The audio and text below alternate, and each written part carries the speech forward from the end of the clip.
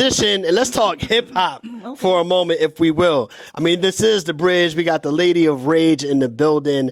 You were part of one of the most legendary hip hop labels, crews, you know what I mean, of all time with Death Row Records. You know what I mean? And at that time when you were making your impact, you know, you really stood out in a major way. One of the questions I always, because you always represented Farmville, VA, so what you got to say, you said it in the lyrics. And even at the time, I said, like, how does she get from Farmville, Virginia, where is that, to LA and Death Row Records? Yes. Yeah. So Farmville is an hour west of Richmond. Okay. And once I left Farmville, I went to Texas. I went to Houston, Texas. That's where my family is from. Once I left Houston, I went to San Marcos, Texas. I graduated from Virginia, went to Houston. My grandfather was like, well, you're not just going to sit up in here, you need to get a job. So I went to the unemployment office. While I'm at the unemployment office, I see something on the wall, earn money while you learn. This was Job Corps. Okay. So I went to Job Corps and I was taking butchery classes. I was picking up forequarters and hindquarters and breaking them down in the steaks and whatnot. So after I left there, I went to Arkansas with a girl that I met in Job Corps.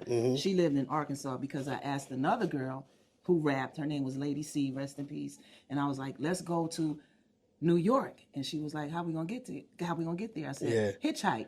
And she said, no. That's crazy. Yeah. I said, I'm gonna take my grandfather's gun and we're gonna get in the car with one person. If they try something, I got a gun. Yeah. Not that I'm gonna kill them or anything, but I got a gun. To keep us safe. Yeah. And so she was like, no. My first You was wild. Yeah, my first friend Laquita, she couldn't go because she was pregnant. That was my first rap partner. She was dope. Then Lady C didn't go. Then Angela, I called her. She's in Arkansas. I said, you want to go to New York? And she's like, yeah. And I said, you think I can come stay with y'all until work up enough money to go to New York? Yeah, let me ask my father. So she asked her father. He said, yeah. So I went there, worked at McDonald's for like 3 months. Told Angela, I said, you ready? We going? And she said, no. And I said, why not? Right. And she said, because we don't know anybody. I said, we know each other. That's it. And she's like, nah, she was scared. And I said, bye. Got to New York, met some people. I met Beverly Goodman. She is the mother of Niles Rogers. This is my first day there. I was in Tower Records. I had a Run DMC hat on, tag hanging out. This guy approached me. He's like, your tag is hanging out. I said, yeah, I know. He said, what, you rap or something? I said, yeah. He said, where you from? I said, Virginia. And he's like, yeah, right, you rap. Right. And so, because everything was New York back then. Right. So he's like, yeah, right, you rap. So I started rapping, and people started clapping for me.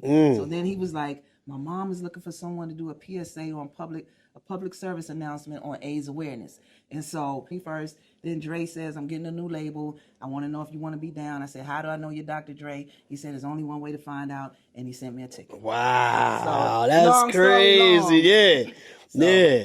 That's fire. I got from Farmville to LA. And it's interesting too, because there was a couple of questions I had even before you even brought up Suge Knight. Because one of the things I always thought was maybe because of the way the death row situation ended, you know what I mean? Like it kind of affected your career, you know what I mean? And do you feel like, so that's one thing. I guess the first question is, how did that affect your career with that whole breakup with Suge Knight and Dr. Dre and them? And then secondarily, do you feel like your career, music-wise, could have been bigger if you were attached to an East Coast label? I feel like if things had gone the way they were lined up to go, it was going to be big either way. Because I was connected with people on the East Coast, but I just went with Dre. Like Chubb Rock was working with me. Chubb Rock was going to work on my album. I was signed to Eric B. So either way, I was creating a buzz on the East Coast. And eventually, only time, I would have evolved into something else. With Death Row, I feel like when Suge got locked up, when Dre left, Pac's assassinated, Snoop is unhappy, the empire is crumbling now. And now that same formula that works for everybody else is not there for me. So it didn't go the way it was lined up to go. I feel also that if I had come out after Snoop, that's how it was supposed to go. Also, it would have been a bigger, my career would have been bigger musically. Why didn't you come out right after Snoop? because everything they had started went with the falling Dog apart. Pound. They did go to The Dog Pound. But it was lined up because the buzz was around me. Exactly. So, and another thing I've heard people say, well, she didn't want to work, or she was lazy, or that was none of that. I'm not the producer. And every time we worked on an album, there was a call. We're going to meet here at this studio. We're working on The Chronic. We're going to meet here at this studio. We're working on Doggy Style. We're going to meet here. We're working on Above the Rim. There was never, we finna do Rage's album. Right. There was never that. Like, Daz is a producer. Daz can go into the studio and say, Death Row's paying for this. He can get in there and get on the boards and do what he. Right. I can't do that. You need a producer. I need the people. So that wasn't there. So that's another reason. But I accepted it after a while. I was bitter, and then I just realized that it wasn't meant to be.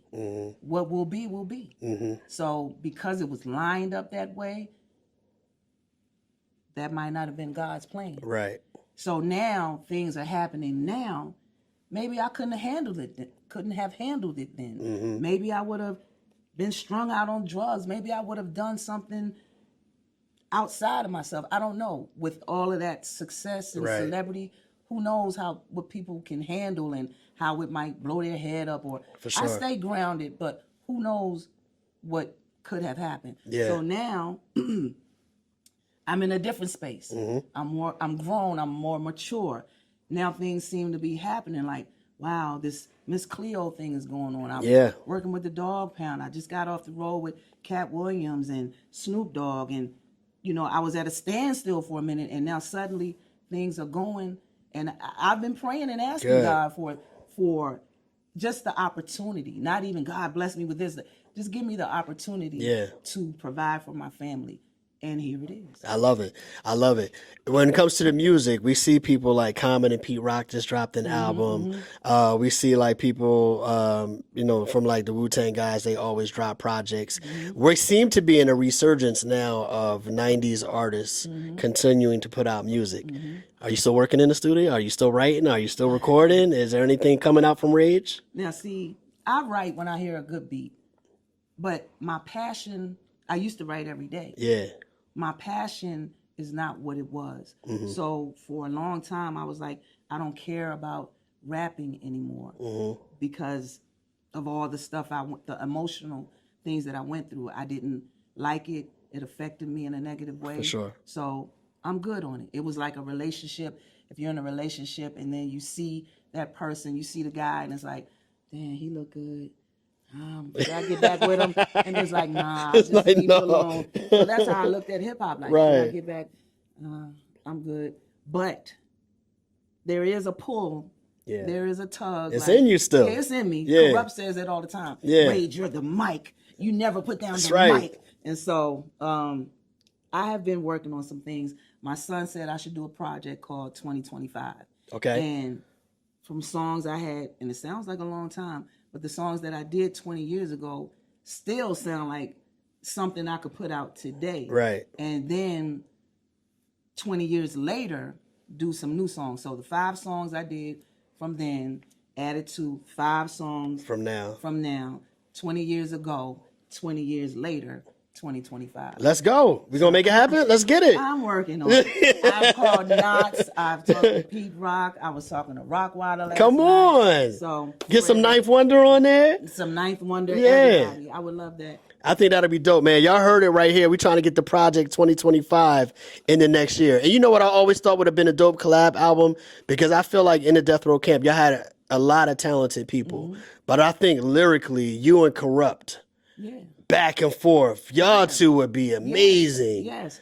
And we talked about that. Me, Corrupt, and RBX. RBX. The lyricists in the crew. So we talked about that. And we were even doing a project called The Inmates, which was me, Corrupt, Daz, and RBX. We did do a video. This was maybe 5. All right, so you talked to Corrupt, and who else? My inspiration.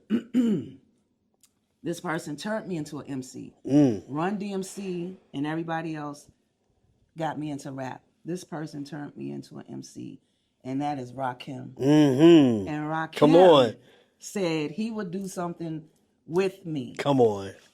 I mean, come on. You now. have to do it. Of course. Yes, you have to do I don't it. think he's ever done anything with the females. And Crooked Eye, he had Who's fire as well. Yeah, he had a song, and in the song it said, "This young boy should be locked in a cage. I spit like I'm the offspring of Rakim and Rage." Ooh. And I was like, oh my gosh, you put me with Rakim. We gave birth to you. Yeah, come on, man. That speaks to the caliber of the type of MC that you are. You know what I mean? And you really definitely always held your own. Lyrically, you were amazing, and you just brought that type of energy and that type of what's the word I'm looking for, man? You brought that type of culture to. The thing it's hard for me to say it, but as much as Death Row was a West Coast label, you know what I mean? You guys brought that authenticism. I can't even talk today. You guys brought the authenticity when I saw about Rage, Corrupt, even like DOC. Definitely. DOC was a beast, you know what I mean? And you guys brought that real lyricism that we were accustomed to on the East Coast to the Death Row label. Because that was something. Like I said, New York was the Mecca. Yeah. And so New York for a long time, we were trying to impress people from New York. I remember Snoop wondering, you think they're going to like me, Rage? You think the East Coast going to like me, embrace me? So that was his concern. That was everybody's concern. Like, do we get approval from the East Coast rappers? Yeah. But being with Corrupt and being with RBX and DOC, it was like, yeah, we sound like we're from the East Coast because everybody expect MCing is an East Coast thing. Right. You didn't hear too many like MCs, and when I say MCs, I mean your lyricism and things like that. But Corrupt was definitely one, and just for us to be in the same pod together, it was like a Wonder Twin Powers activate type. Right. Which also made me wonder too, because when you guys were dealing with the height of the whole East Coast, West Coast beef, I'm like, half the labels from the East Coast. Like, where did y'all fit in terms of like, how did y'all feel about what was going on being attached to the West Coast label? Me, I stayed out of that. Yeah. I didn't. If it's something I don't like, I don't get involved, and I get small real quick. Like I'm not with this, and I don't want to be a part of it. So that's how it was for me. I don't know anybody else's feelings, but I got into this to do music. Yeah. And to align myself with other artists where I can get further reach. Like I did something with Branford Marcellus, and his audience may not have been familiar with me, but he wasn't allowed to put the song out. I think it's out now, but he wasn't allowed to put it out because it didn't go with my image. Right. Which I didn't know I had an image. Right. You're just trying to make music. I'm just trying to do music. So, facts. That's my thing. And there was some other artists that, no, you don't need to do that, and you don't need to be with them and things like that. So that's not me. Yeah. I'm cool till you give me a reason not to be cool. For sure. Last question. Is there an unreleased Rage and Tupac song out there somewhere? I know you've got some stuff that's on record, but is there some stuff out there that's unreleased? Well, I have the track to something that we were supposed to do, but I never put the lyrics down. It was one called "The Struggle Continues," and then there was another one. I have it on cassette. On cassette. On cassette. The Struggle Continues, and the other one I can't even think of it right now. I could see it written on the cassette. It's called something. I posted it on my Instagram. Okay. And people start hitting me like, put it out. Can I get that? Yeah, put it out. Yeah. Are you willing to sell that and this and that? So, no, I'm not trying to do all of that. It's just something that I have, and probably that's for you. Yeah, for sure. Exactly. We appreciate your time. Thank you. Yeah, thank you, man. Lady of Rage, The Bridge with Kyle Santillian. I'm sure we could go on and on and on, but where does that come from? My great grandfather is Filipino. I can see it now. Okay. Yeah, so that's where that comes from. Yeah, for sure. So, Lady of Rage in the building, man. Appreciate your time. Thank you so much. Sir. It's The Bridge. I already know.